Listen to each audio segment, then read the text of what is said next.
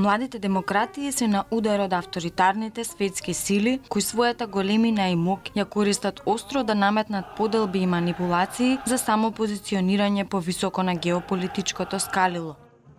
Македонија, незините соседи од Западен Балкан, Полска, Словачка, како и Аргентина, Перу и други млади демократски режими се соочуваат со стратегијата остра моќ на Русија и Кина. Оваа состојба истражува аналитичари од Американската фондација Национален фонд за демократија. Според истражувањето, Кина и Русија трошат милиарди долари за да го обликуваат јавното мислење и перцепциите ширум светот. Овие активности, креаторите на политики, експертите и новинарите ги гледаат преку така наречената мека моќ. Зборувајќи дека во изминатиот период се создаде јаз меѓу Западен Балкан и Европската унија, кога се почувствуваат техниките на Русија и Кина, извршната директорка на Европскиот фонд за Балканот, Хедвиг Морвај, констатира измени во руското присуство во регионот. Што се Русije tiče, moje neko viđenje je da je Rusija nekada bila više kao čisto su ometali proces, a sada je to jedan ozbiljniji pristup tome da se možda čak i stopira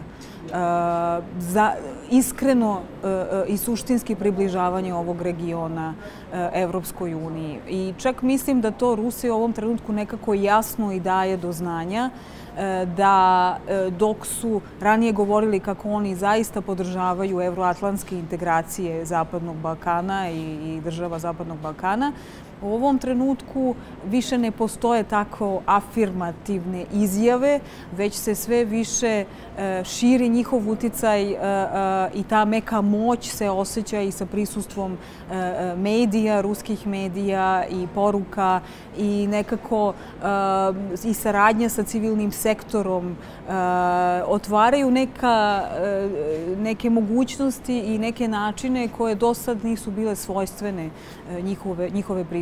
njihovog prisustva u regionu. Меѓутоа, од фондацијата не се согласуваат дека станува збор за мека моќ. Според нивните анализи, обидот на Пекинг и Москва да влијаат врз иницијативите во сферите на медиумите, културата, тинк-тенкови и академијата не е ниту офанзивен шарм, ниту обид за освојување на срцата и умовите, што е карактеристична рамка за мека моќ. Ова авторитарно влијание не се однесува на атракција или дури и убедување. Наместо тоа се фокусира на одвраќање и манипулација. Ние имаме потреба од нов речник за овој феномен, констатираат аналитичарите. Она што досега го сваќавме како авторитарна мека моќ е подобро категоризирана како остра моќ која продира, пробива или перфорира политички и информативни средини во целните земји. Техниките на остри моќи на репресивните режими треба да се гледаат како врв на нивниот нож или всушност како нивниот шприц.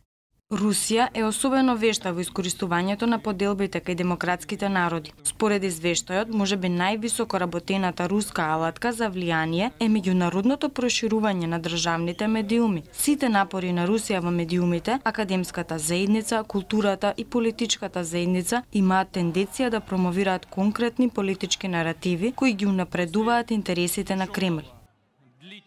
Мислам дека во тонот и обликот што го користат, Русија и Кина се разликуваат. Русија, например, настојува да подели и дестабилизира со своите активности. Кина пак има тенденција да убеди во она што би можело да се нарече отворена цензура и манипулација. Например, спречување да се зборува на одредени теми во медиумите или државните медиуми кои ги користат или преку своите алатки настојуваат да наметнат пристап кон одредени прашања. Но нашиот заклучок е дека во двата случаи и Русија и Кина преферираат државна контрола на слободата и цензура врз слободното изразување, што е во линија со начинот на кој функционираат домашните системи на владење во овие земји.